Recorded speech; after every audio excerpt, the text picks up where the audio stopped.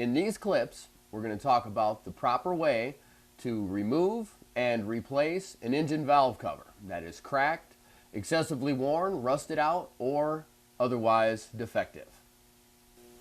In this clip, we're going to talk about starting the engine and inspecting the work we've just done to ensure that there are no oil leaks. I'm just going to go ahead and step back here to the passenger compartment of the vehicle and fire it up.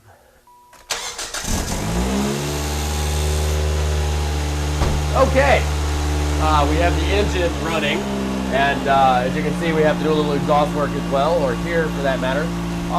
Pretty much all we're going to do is inspect around our mating surfaces and make sure we don't have any oil leaking out.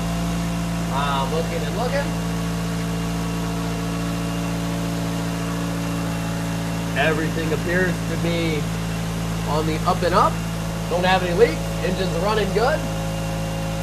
And that is pretty much your inspection procedure. What I'm going to do now is shut it down.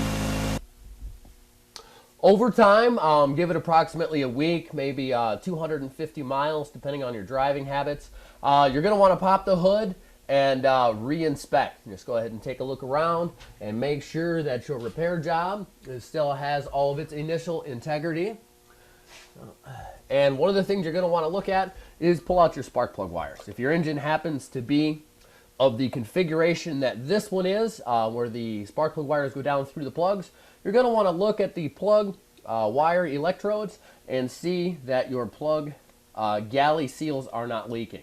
It's a good idea to check all of them. Just check them one at a time so you don't have to relabel anything, just like so.